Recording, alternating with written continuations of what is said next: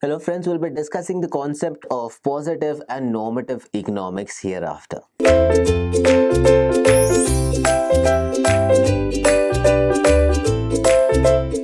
Now, what exactly is positive economics and what exactly is normative economics? You must be confused about it. You must be knowing nothing about it. So, let's go to the reading part of this and understand what exactly we are trying to try here, or rather, what exactly we are trying to explain to here. Let's start with the first part of it. Question arises as to whether economics is positive or normative in nature. The question that first arises is whether economics is positive or normative in nature. Let us understand what positive and normative means first. The application of mathematical models, empirical testing of economic theories, scientific obtainable results for business or policy decision making makes economics as being positive in nature, while moral, ethical, and cultural or collective welfare approach used in economics makes it normative in nature. So, if all the experiments are done or whether experiments are considered, it may be thought that economics is positive in nature, but whereas when the ethical background of it comes, it may be called as normative in nature. So positive aspect of economics or positive economics relates to the experiments that we can do, and ethical background of it relates to the normative background or normative economics of it. Economics should be neutral between ends. It cannot be completely positive, it cannot be completely normative. It has to strike a balance in between. It is not for economics to pass value judgments and make pronouncements on the goodness or otherwise of the human decisions. An individual with limited amount of money may use it for buying liquor and not milk, but that is certainly his business. For example, an individual who has certain money may buy liquor and not milk. It is completely at the discretion of that individual. You cannot control that thing. Hence, it needs to strike a balance here. The community may use its limited resources for making guns rather than butter, but it is no concern of the economic to condemn or appreciate this policy. As in economics, I can see that a community is making money and that money is being used for utilizing or producing guns and not something which is edible. The reason being, there can be different approaches or that can be different reasons why this community is taking this decision. That completely depends on that community, which I am not aware about. Hence, I, as an economist, cannot go ahead and condemn that specific situation, or neither can I go ahead and appreciate that specific situation. The reason being, I am not completely aware about the picture. Hence, I cannot go ahead and make a comment on it. Economics only studies facts and make generalization from them. Economic as a subject, you only study facts. Why facts? Because there is data or rather statistical data included into it.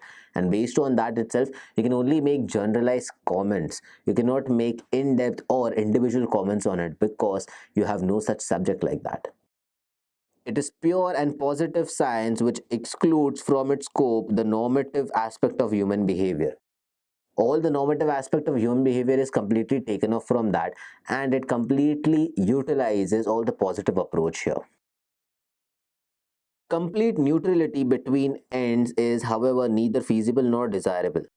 You cannot expect that it will be completely neutral, that it will strike a balance in between both positive and normative aspect. You cannot expect that. That is rarely possible here and completely impossible. Makes sense? Now, the next thing that we have to do here, or rather we have to understand here, is let's figure out what exactly, or rather what are the examples that we can take into consideration.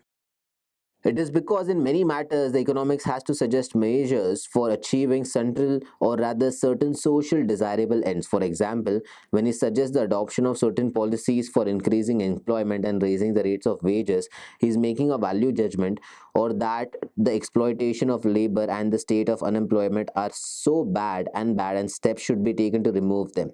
So it can be a situation whereby the economist is making certain decisions of increasing the employment, increasing the labor hours, increasing the wages of the laborers. The reason being, one, he has to increase the employment. Second thing, the current state is very bad. So based on that, if the current state is very bad, he needs to make certain reforms on it. He is passing some valuable judgment on it. Based on all these things, you need to make your approach. So economics is all about approach making, my friends.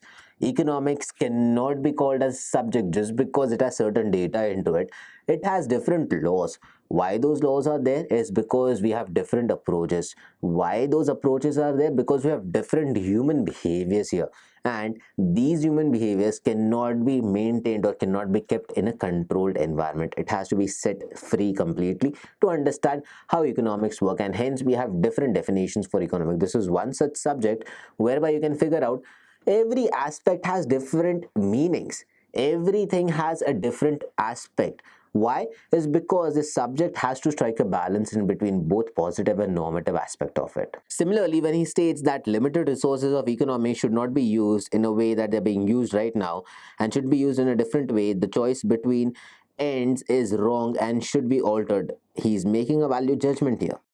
For example, if you can see in current season, or rather we have rains at every point of time. In winters we have rains, in summers we have rains. In winters we have certain feeling of global climate change. Why? Because we as a human being are utilizing the resources which are scarce in the first place, and they are being utilized at such an humongous level, and it is very difficult for the future generation to go ahead and figure out these things. So we need to leave them for these future generations. We need to strike a balance. We need to find certain alternatives. Plastics being banned, the reason, there are a lot of different reasons. Climate changes, natural environment is being harmed. More of digitalization, yes, that is saving a lot of time, energy, and say resources which are scarce completely are being saved from all these things. You have different subject knowledge about it, and you can talk about all these things day, night, and absolutely going long ahead with that. So you need to understand where to strike a balance and how to strike a balance in here. Now, all that we have discussed right now is completely about positive economics, or rather a part of normative economics. Now, we'll be completely studying about normative economics here. Normative economics is concerned with normative statements. Normative statements are concerned with what ought to be. In this case, economics is not concerned with the fact, rather it is concerned of how things should be. Normative economics talks about how things should be, how normal things can be, how things should be right now. It doesn't take into consideration what are the facts. It only states how things should have been. It doesn't see that what has gone wrong, what has made been done, or rather what is the possible reason why this has gone wrong. It just clarifies how things should have been. That's the only reason why normative economics is there. As a normative science, economics involves value judgment. It is perspective, or rather perceptive in nature, and describe what ought to be and what should be the thing. So it clearly defines only what should be the things, how it should be, and how it is supposed to be. It doesn't take into consideration what are the facts that led to this situation, what are the things that led to the current situation. It doesn't take everything into consideration here. So basically, normative economics is only talking about how things should be, how things should have been better as per the current scenario, or if the current scenario is better, how well better it can be right now. So all these things are about normative economics, and this is all what we had to discuss when it comes to positive economics and normative economics. So thank you.